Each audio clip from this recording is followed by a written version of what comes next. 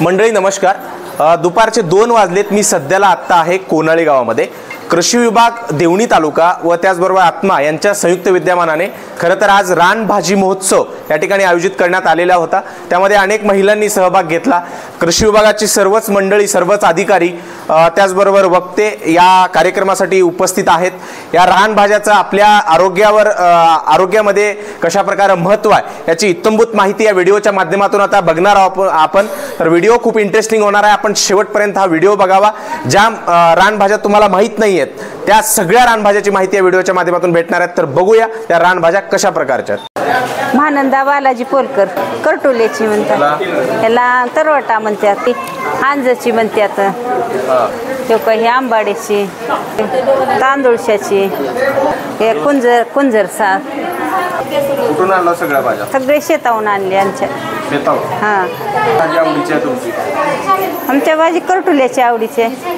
कसं करायचं? चिरायचं ह्याला आणि आपण कारल्याची भाजी करतो का तसं कारल्याची भाजी केल्यासारखं करायचं ह्या भाजीला। चव कशी लागते? चव छान लागते। प्रेमकला राम बिरादार, काय हे गुळवेल आहे। काय वापर करता? ह्याला शुगर झाल्यानंतर खातात। एकदम तुमच्या दवाखान्यातला तुमच्या गोळ्या काहीच तुम्ही ते हे खाल्ल्यानंतर ह्याची गोळ्या खायची सुद्धा गरज नाही। शुगर झाल्यानंतर हे पाला खाल्ल्यावर तुम्ही कच्चा सुद्धा खाऊ शकता। समजा तुम्ही साखर खाल्लून हे पाला जर खाल्लो तर साखर सुद्धा तुम्हाला सपक लागते। हे जर पाला खाऊन जर तुम्ही साखर खाल्लो तर साखर सुद्धा गोड लागत नाही, एवढं हे आहे ह्याच्यात। आणि आहे काय ते कुठले? तांदूळगा, ह्याची भाजी ह्याला बारीक चिरायचं, कांदा कापायचा, पुन्हा ह्याला एकदम कमी तेल लागतं सर। 2 चमचे कढईत तेल टाकून ह्याला परतायचं। हे आंबाड्याचे सर, ही एकदम चांगलं आपल्या शरीराला पण आंबूस लागते, एकदम चिंच घातल्यासारखी आंबूस लागते। हे फुटफुटा आहे सर। त्याची भाजी कशी करायची? फुटफुटा ह्याचे वेल एक पान घेऊन आपल्या कढईत कांदा, लसूण, शेंगाचं कूट, मेथीची भाजी केल्यासारखं परतून खायचं। नमस्कार सर्व शेतकरी बांधवांना आज रानभाजी महोत्सवाच्या हार्दिक शुभेच्छा। प्रकल्प संचालक कार्यालय आत्मा लातूर, तालुका कृषी कार्यालय देवणी यांच्या संयुक्त विद्यमाने आज आम्ही कोनाळी तालुका देवणी या ठिकाणी रानभाजी महोत्सव व खरीप हंगाम किसान गोष्टी कार्यक्रम आयोजित केलेला आहे। सदरील कार्यक्रमासाठी राष्ट्रीय नैसर्गिक शेती मिशन योजना अंतर्गत स्थापित सर्व महिला शेतकरी, पुरुष शेतकरी या ठिकाणी आहेत। तालुका कृषी अधिकारी सन्मान्य श्री कृष्णा मुंडे सर, कृषीभूषण पुरस्कार प्राप्त शेतकरी श्री ओमकारजी मस्कल्ले, हब प्रगतिशील शेतकरी श्री प्रशांत भैया पाटील दवनी परगेकर, प्रगतिशील शेतकरी श्री राजपाल दिगंबर बिरादार, मंडळ कृषी अधिकारी श्री BM जाधव साहेब, सहाय्यक कृषी अधिकारी रवी किरण मोरे, उपकृषी अधिकारी सन्मान्य श्री BT सूर्यवंशी साहेब, गावचे कृषी सहाय्यक प्रियतम कारभारी साहेब या ठिकाणी उपस्थित आहोत। अतिशय आनंदाने जल्लोषाने या ठिकाणी आम्ही रानभाजी महोत्सव आयोजित केलेले आहे। सर्वप्रथम मी नवनियुक्त तालुका कृषी अधिकारी देवणी कृष्णा हरिहरराव मुंडे, आज मी कोनाळी या गावामध्ये आलेलो आहे। रानभाज्या महोत्सव इथं आयोजन केलेलं आहे। तर त्यानिमित्त आज राष्ट्रीय नैसर्गिक शेती मिशन अंतर्गत महिला शेतकरी गट आहे। तर त्यानिमित्त आज इथे जवळपास 70 महिला या कार्यक्रमासाठी उपस्थित आहेत आणि ह्या 70 महिलांनी मिळून जवळपास 30 प्रकारच्या रानभाज्या ह्या इथं आणलेल्या आहेत प्रदर्शनासाठी आणि ह्या विक्रीसाठी सुद्धा 17 ऑगस्टला लातूरमध्ये जिल्हा महोत्सव होणार आहे रानभाज्याचा। तर तिथं आमच्या महिला येणार आहेत शेतकरी गटातून।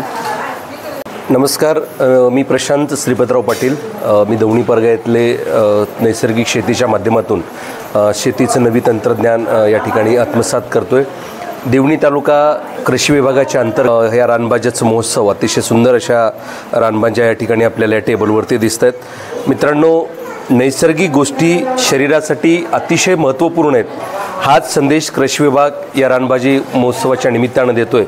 आपण या टेबलवरती ज्या मांडलेल्या आहेत त्या वेगळ्या विविध प्रकारच्या रानभाज्या आहेत। आपण जे पाहतो इथं, हा चमकुरा असेल किंवा ही तांदुळ्याची भाजी असेल, पाथराची किंवा ही करटुल्याची भाजी, या सगळ्या भाज्या शरीरासाठी अतिशय आरोग्यदायी आहेत। विज्ञान असं सांगतं की विदाऊट कुठलंही केमिकल कॉम्पोजिशन किंवा कुठलीही फवारणी न करता निसर्ग त्याच काळामध्ये या भाज्याची निर्मिती करतोय।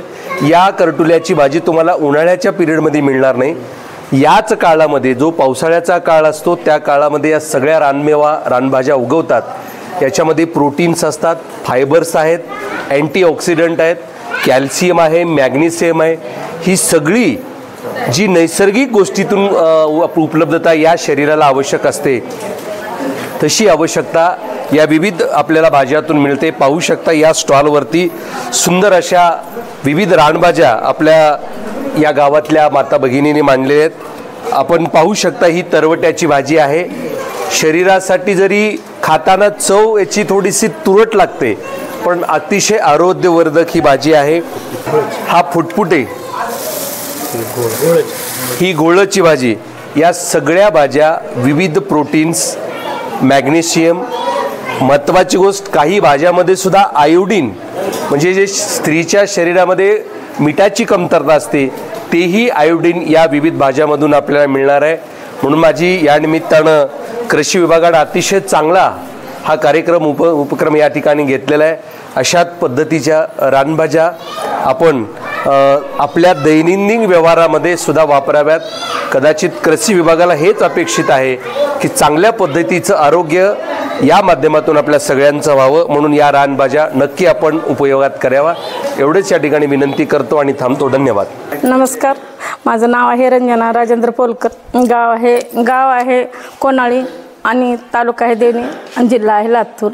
कृषी विभागाच्या वतीनं मी सेंद्रिय शेतीसाठी पुढाकार घेऊन 62 महिलांचा बचत गट तयार केलेला आहे। प्रत्येक महिलांनी डॉक्युमेंट दिलेत। काल जाधव सर आलेले होते, 5 मिनिटात येऊन त्यांनी महिलांना सांगितले की मॅडम उद्याच्याला आपल्याला महोत्सव हा कार्यक्रम घ्यायचा आहे म्हणल्यामुळं 25 महिलांनी पुढाकार घेऊन एकेका महिलेने 20-20 नमुन्याच्या भाज्या तयार करून घेऊन आलेल्या होत्या आणि सगळा पुढाकार महिलांचा आहे। महिला प्रत्येक गोष्टीला सहकार्य करतात। एक फोन केले की प्रत्येक गोष्टीला माझा पुढाकार नाही, माझ्या 62 महिलांचा पुढाकार आहे, त्याच्यामुळे मी आज सगळ्या कामाला सक्षम आहे। जसं कोनाळी या गावामध्ये महिलांचा पुढाकार आहे एका हक्काला मला, तसं प्रत्येक गावात महिलांनी सहकार्य करावं आणि कृषी ऑफिसला मदत करावी।